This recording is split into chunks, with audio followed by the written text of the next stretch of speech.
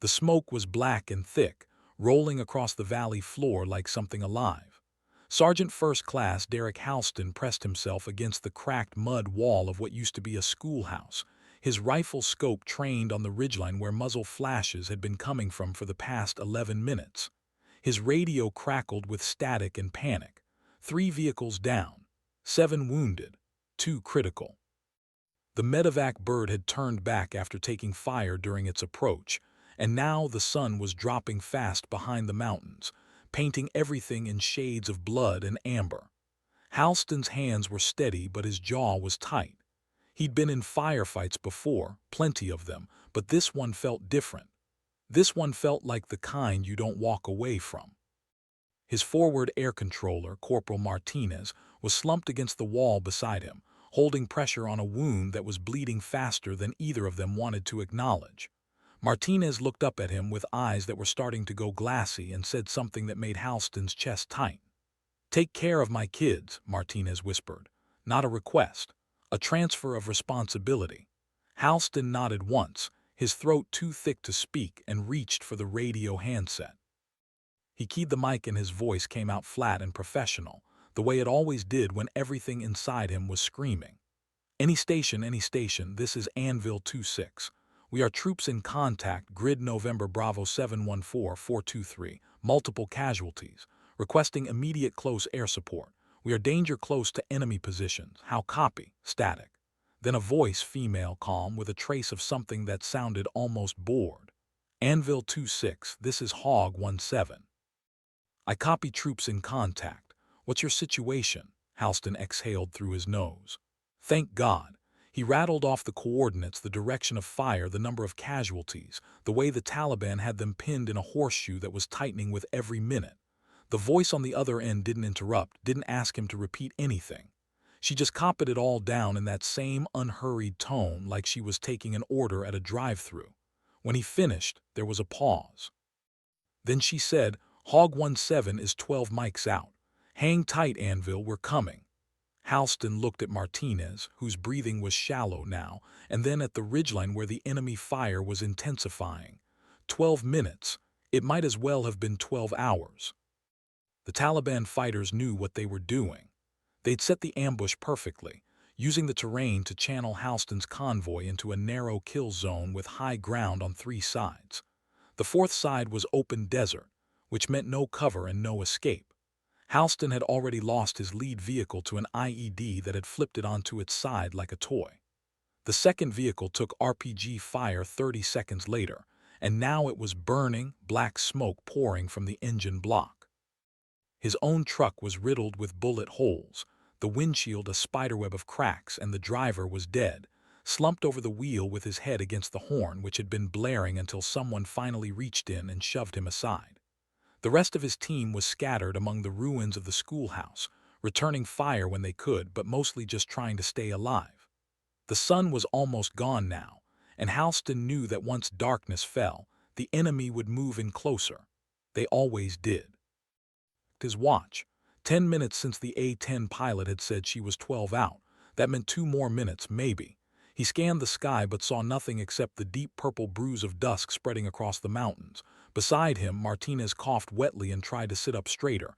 Halston pushed him back down gently. "Stay still," he said. "Help's coming." Martinez smiled just a little. "You said that 20 minutes ago."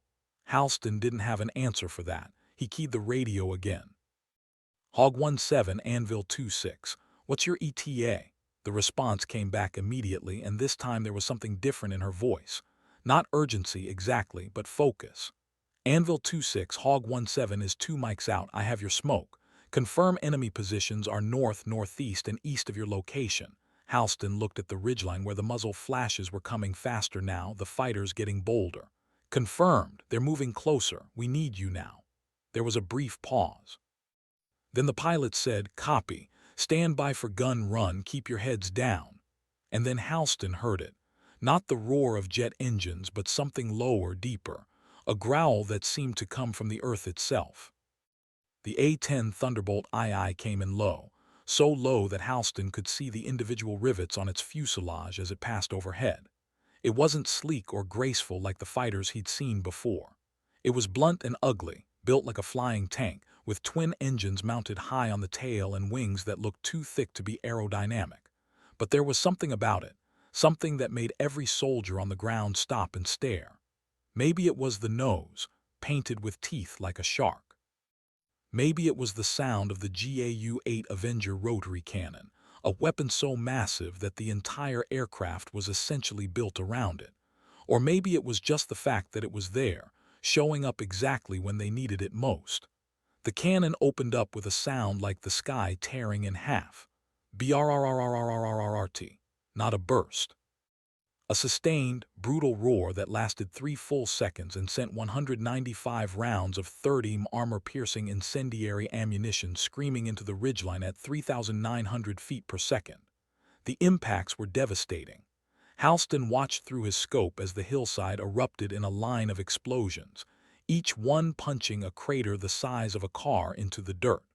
The muzzle flashes stopped. The firing stopped.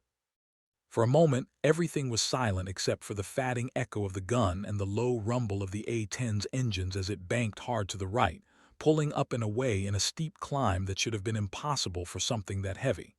Halston exhaled for what felt like the first time in an hour. Martinez was smiling now, a real smile, even though his face was pale and slick with sweat. "Told you," Halston said, though his voice shook just a little. The radio crackled. Anvil 26 Hog 17, splash multiple enemy combatants, sweeping for additional targets. You still taking fire? Halston keyed the mic. Negative Hog, you got them, all of them. There was a pause, then the pilot said, good, medevac is inbound, ETA 4 minutes, hang in there. And just like that she was gone, climbing back into the darkening sky. But then something changed. Halston was helping Martinez sit up, wrapping a fresh bandage around the wound when he heard the radio crackle again. This time the voice wasn't calm. It was tight, controlled, but with an edge that made his stomach drop. Anvil 26 Hog 17, I've taken fire. Left engine is hit. I'm losing hydraulics and fuel pressure. Halston grabbed the handset so fast he almost dropped it. Hog 17, say again. There was a pause longer than before, and in the background he could hear alarms. Not loud but persistent, the kind of sound that meant something critical was failing. When she spoke again, her voice was steady, but he could hear the effort it took. Left engine is on fire. I'm shutting it down. Right engine is still good, but I'm losing altitude. I'm going to try to make it back to base, but if I can't, I'll put her down in the desert. Just wanted to let you know in case you see me go down. Halston felt his chest tighten. He looked up at the sky, scanning for the A-10, and finally spotted it maybe a mile out, trailing a thin line of black smoke that looked almost delicate against the purple dusk. The aircraft was lower than it should have been, and it was descending, not climbing. He keyed the mic again. Hog 17, what do you need from us? The pilot's response was immediate. Nothing, Anvil. You just worry about your wounded. I'll be fine. But Halston could hear the lie in her voice, the way she was trying to sound confident when she wasn't. He'd heard that tone before from soldiers who knew they were in trouble but didn't want to admit it. He watched the A-10 through his scope, saw the way it was wobbling slightly, the way the smoke was getting thicker.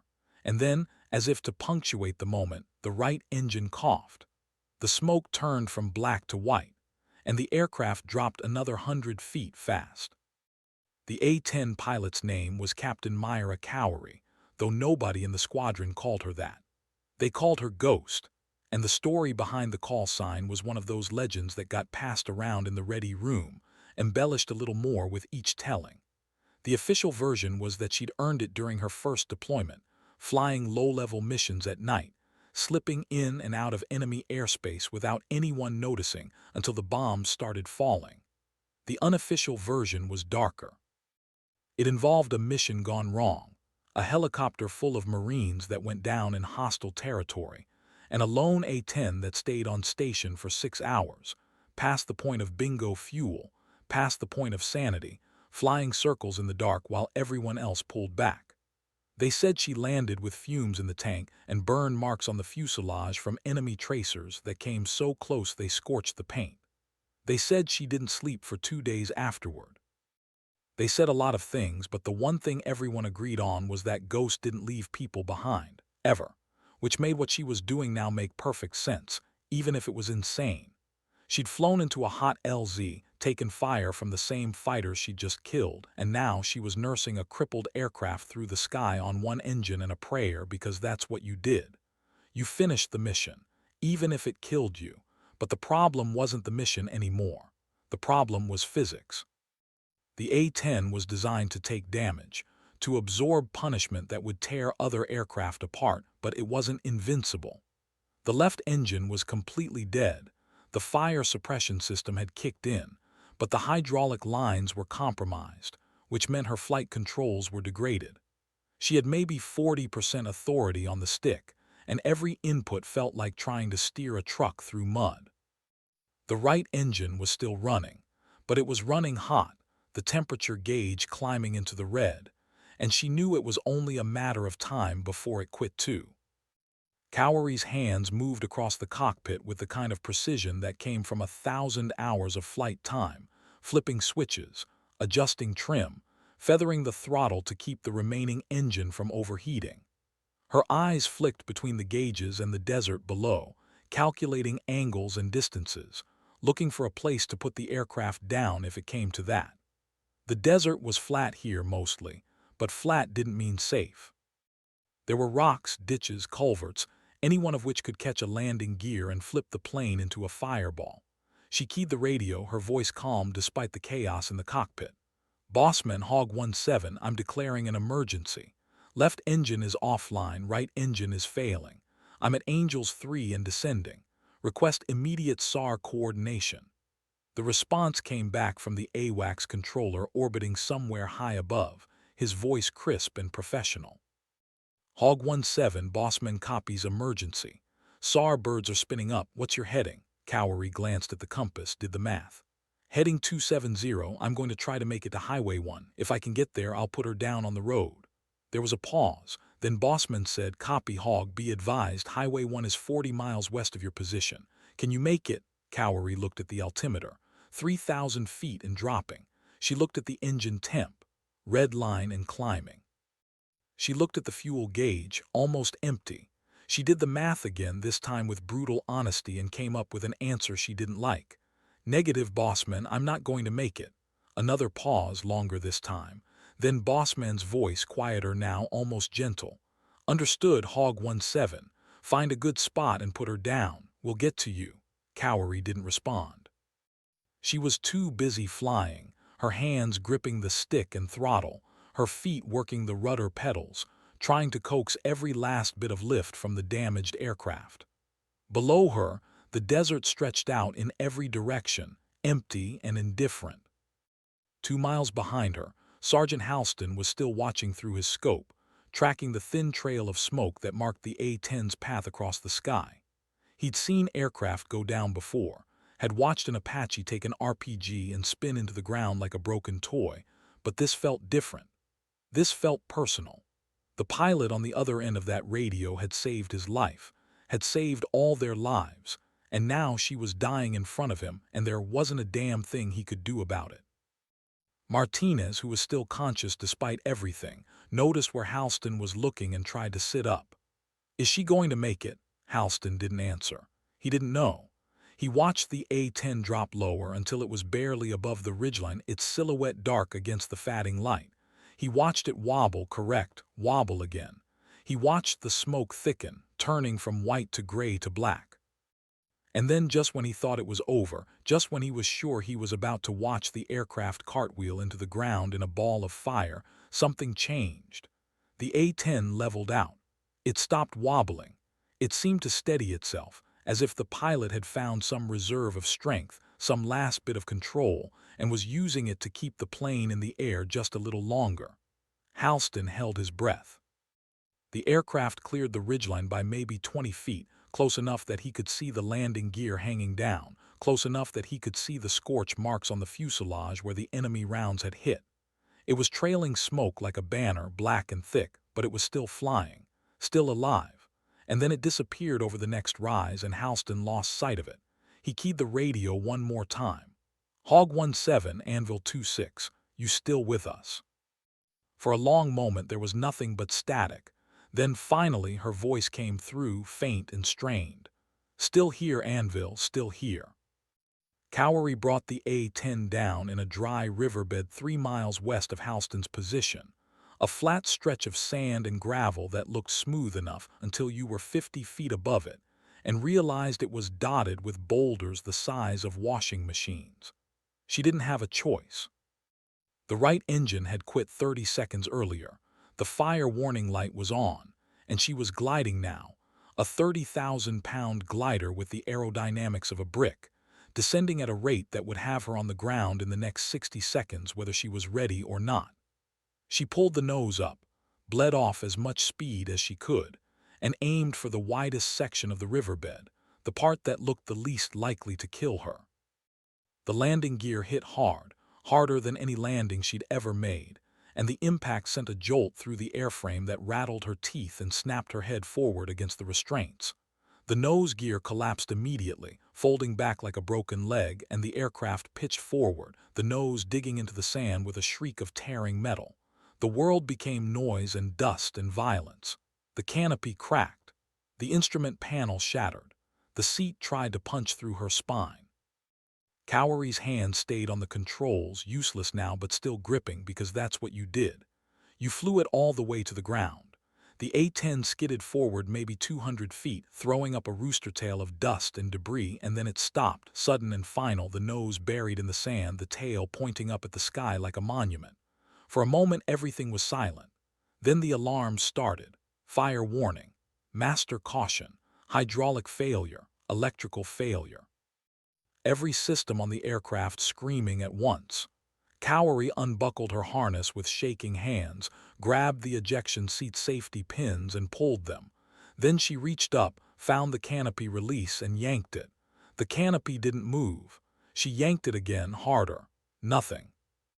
Cowery forced herself to stop, to breathe, to think. The canopy was jammed, probably bent from the impact, but there was a backup. There was always a backup. She reached down, found the manual release handle and pulled it with both hands.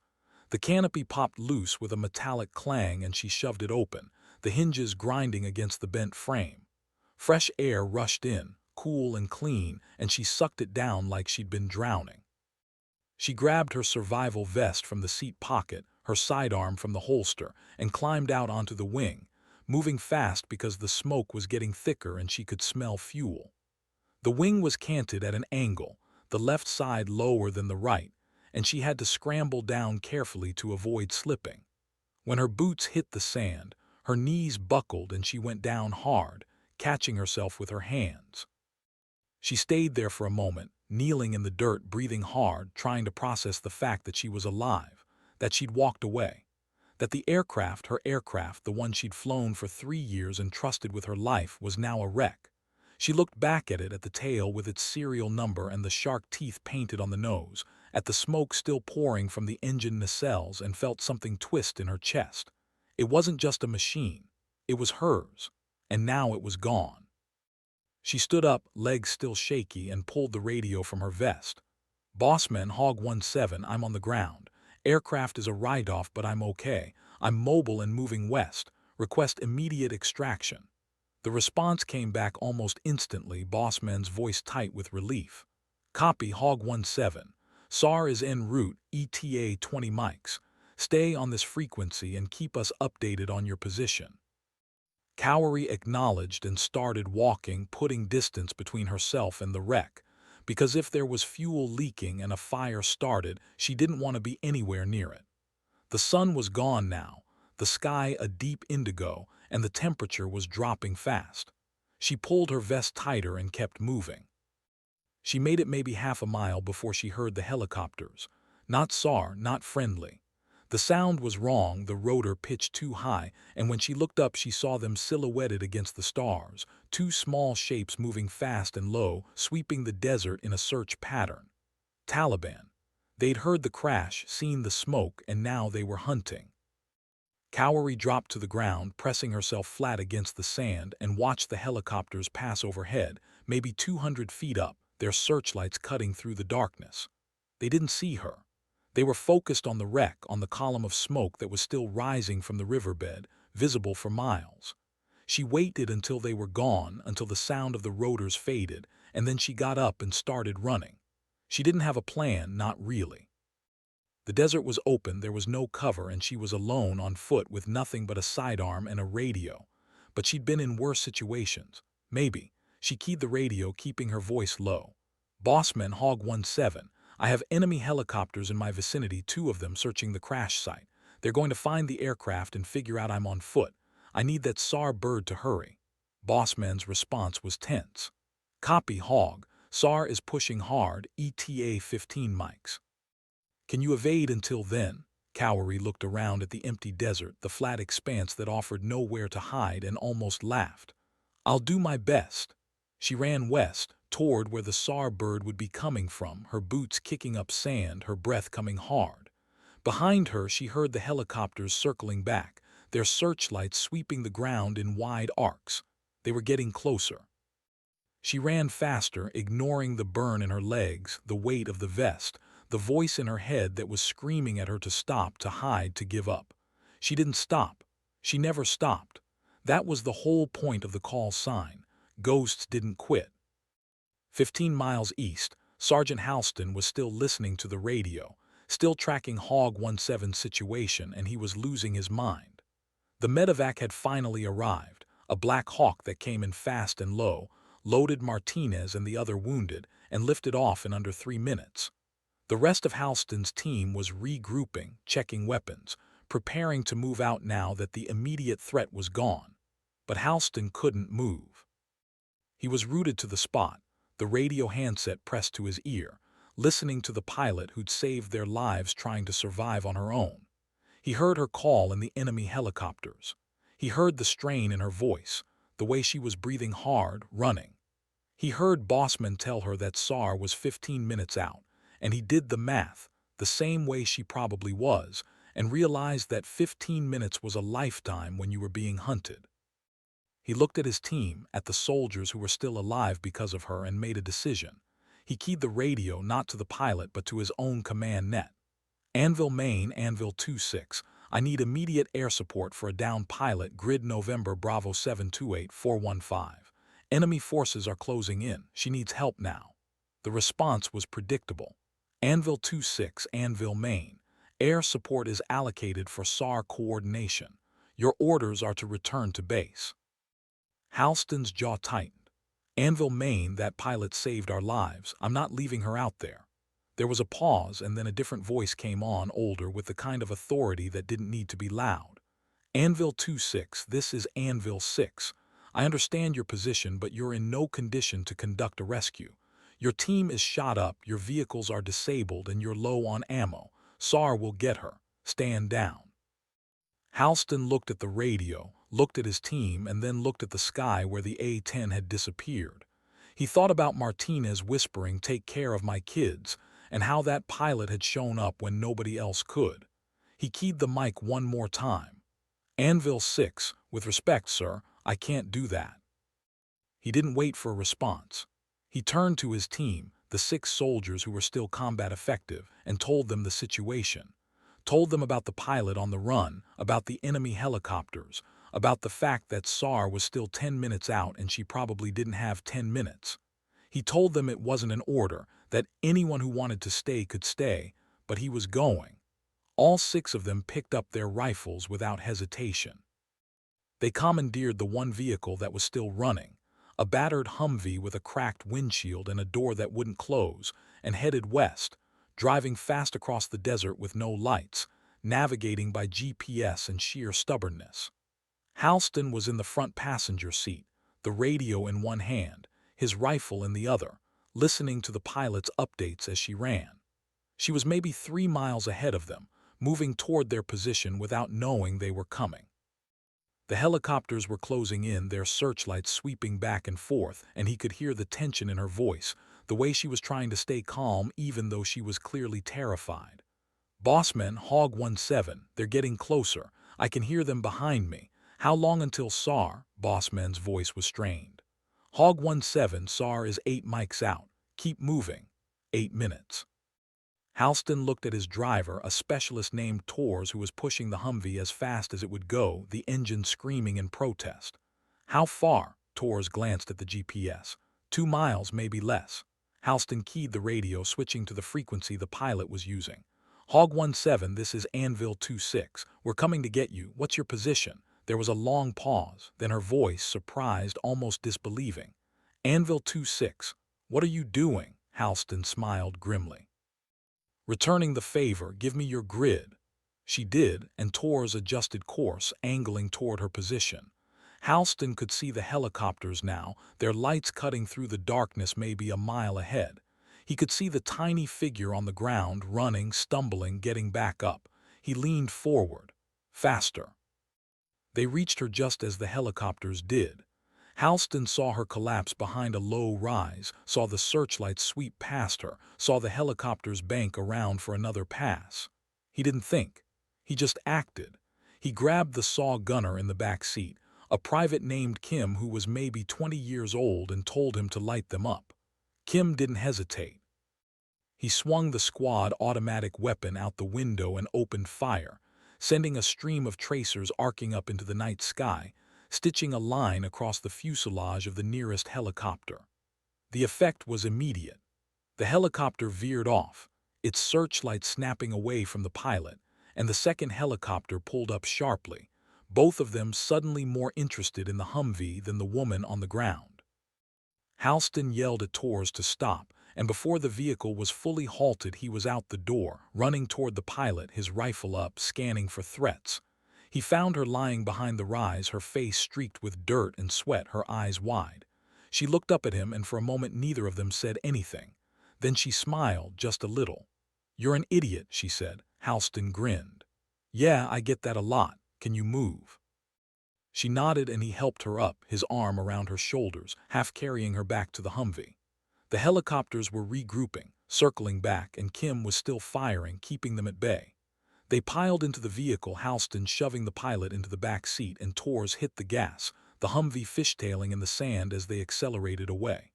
The helicopters followed, their searchlights locking onto the vehicle, and Halston heard rounds pinging off the armored hull. He keyed the radio. "Bossman, Anvil 26, we have the pilot. We're moving east, taking fire from enemy helicopters.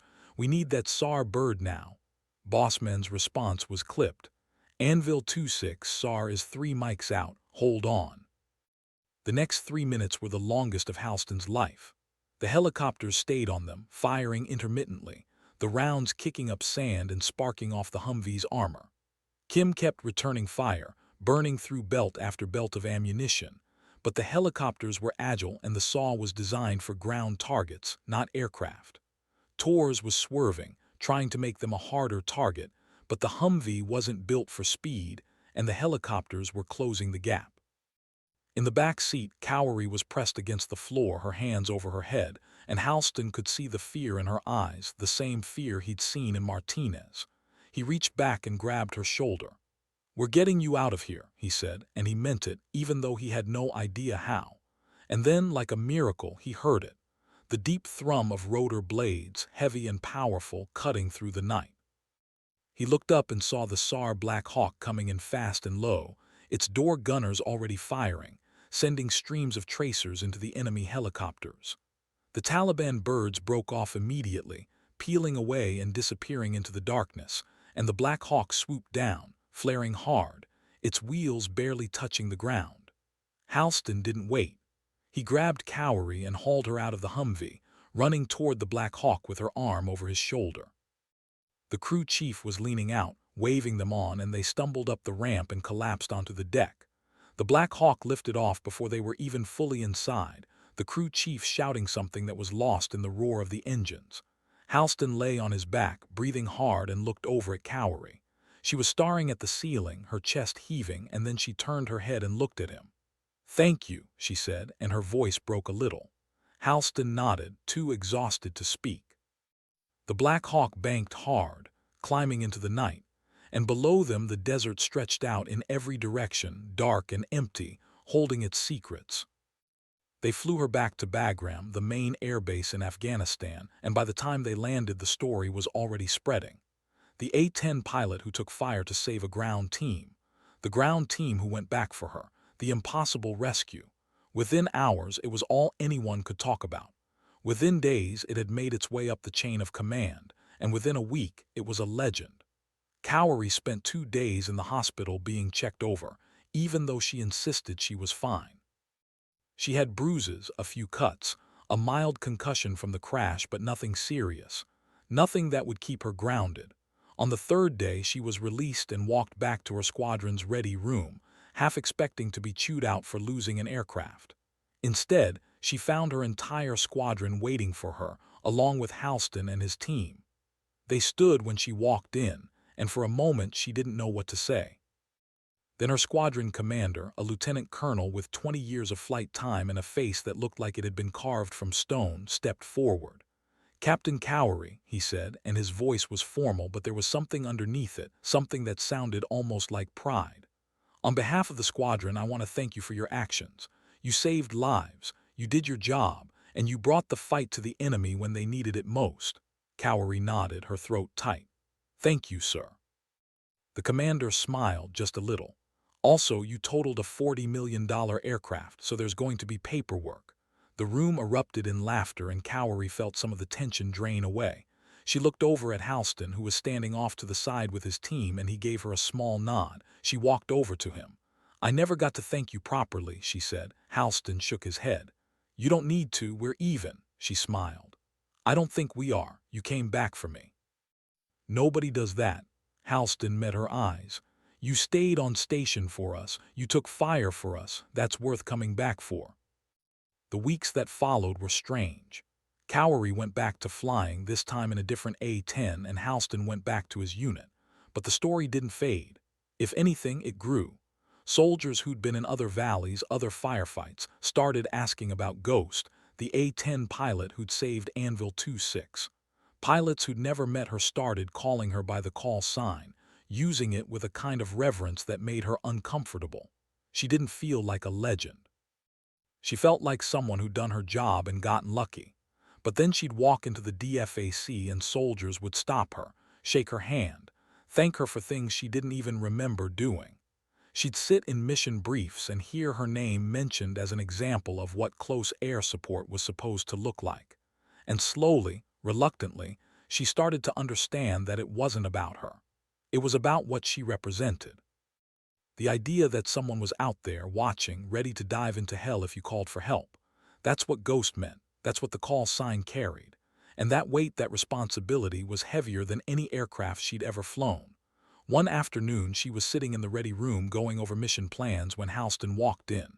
He was in full gear, rifle slung over his shoulder, and he looked like he was on his way out. "Heading out?" she asked. He nodded. "Convoy escort, should be routine." She smiled. "Stay safe out there." He paused at the door, turned back. "Hey, Ghost," she looked up. "Yeah." He hesitated, like he was trying to find the right words. Then he said, "Martinez made it. He's stateside now, recovering. He wanted me to tell you thanks." Cowrie felt something tighten in her chest. She nodded, not trusting her voice. Halston left, and she sat there for a long time, staring at the mission plans, thinking about Martinez and his kids and the way everything could change in an instant. She thought about the A-10, broken and burning in the desert. She thought about the helicopters, the running, the fear. And she thought about Halston and his team driving into danger to save her. The sky outside was clear, a bright, perfect blue. She stood, walked to the window, looked out at the flight line where the A-10s were parked, their gray fuselages gleaming in the sun. She thought about the next mission and the one after that and all the missions still to come. Then she turned and walked toward the flight line, because that's what you did. You kept flying.